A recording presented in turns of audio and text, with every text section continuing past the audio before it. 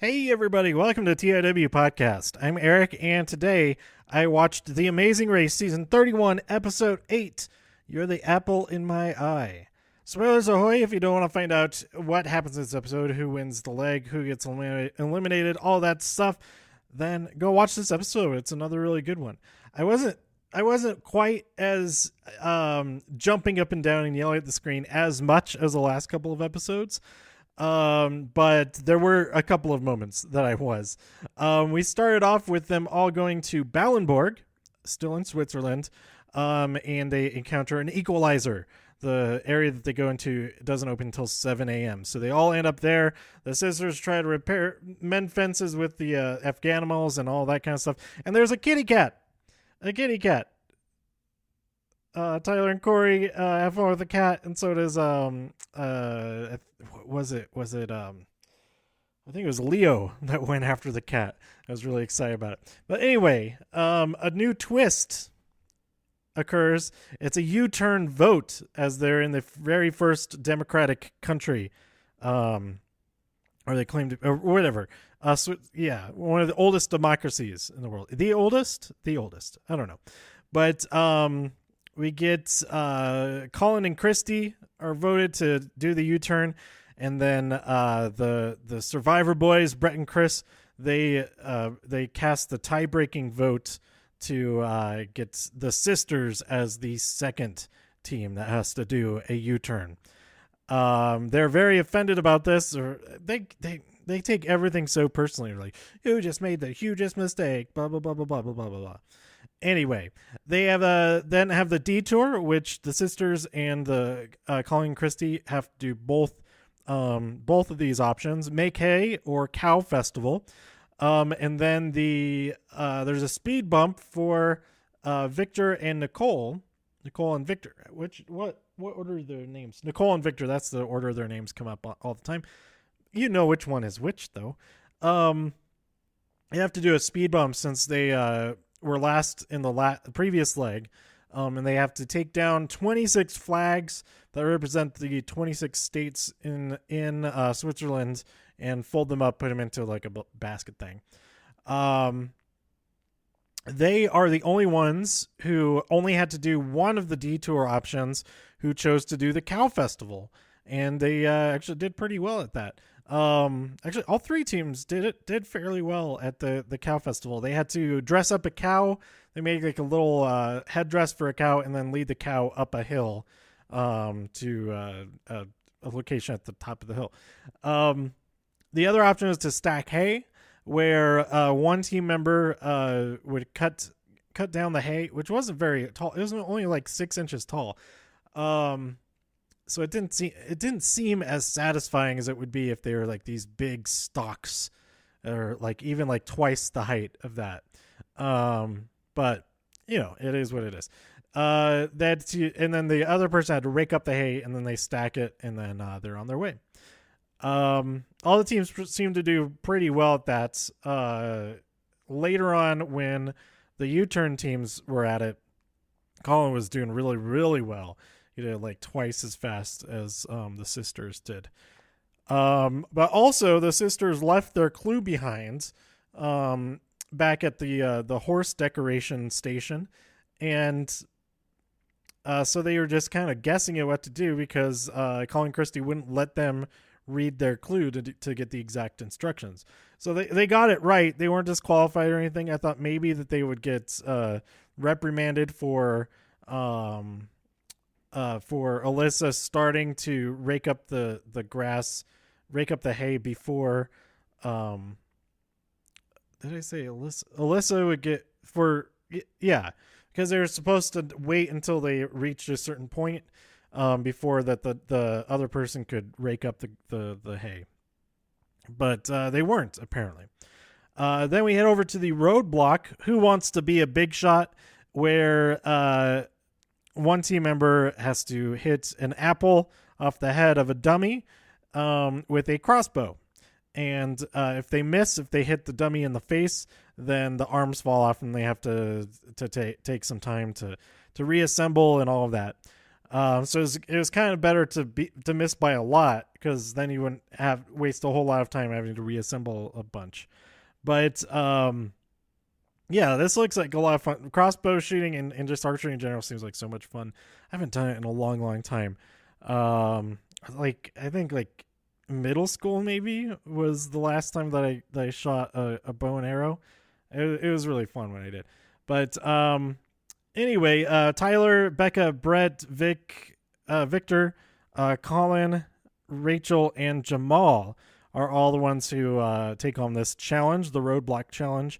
Leo and Jamal got lost, so they lost a lot of time, maybe like 40-45 minutes, going the wrong direction around the lake, and they had a lot of ground to make up. One of the moments, like Rachel's like, "Oh, so close," and like very obviously the bolt went over like the haystack that's behind to keep the bolts from just flying off into the distance. Yeah, she missed the whole wall.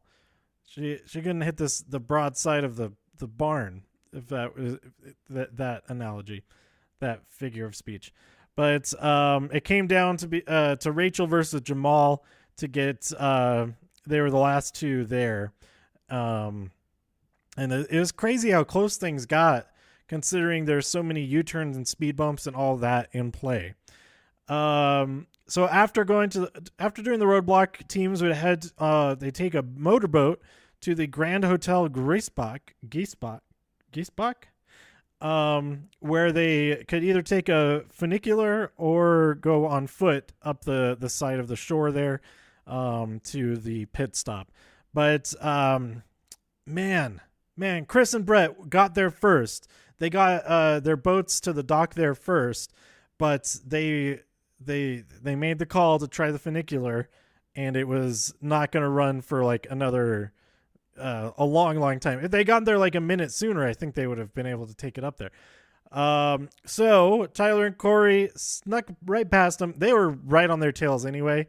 So even if Chris and Brett had gone on foot initially, I think that they would have gotten passed up by Tyler and Corey. But yeah, Tyler and Corey win their third leg in a row. They get a cruise to Vietnam and Cambodia. That seems like a lot of fun. Chris and Brett got second place. Colleen and Christy, they got third place, which they are very proud of, since they had to do a U-turn. Becca and Floyd got fourth place. Nicole and Victor came in fifth. Leo and Jamal, it came down between these last two teams, but Leo and Jamal, they got sixth place, meaning Rachel and Alyssa were eliminated. So it's not all bad news for them, because Rachel now has the record for the most legs run in the Amazing Race with 32. She's saying, "Oh, now it's official." At the beginning of it, I was like, "No, you have to actually finish this leg for it to be official," and she did, but was eliminated. So there you go. Man, now it's down to the last 6. I think we have 3 episodes left. It's usually 12 episodes. I think maybe there's a 13th episode. I don't know, but I'm excited to see what happens next. There's going to be there's more boat action in the next episode. There's some drama at the airport, that type of stuff. Yeah, I'm excited. I won't be able to watch this next episode, or maybe I will. Maybe I'll be on an airplane while the episode is airing. I can watch it, like Southwest Free Live TV. It might be possible. No, my flight is like really late.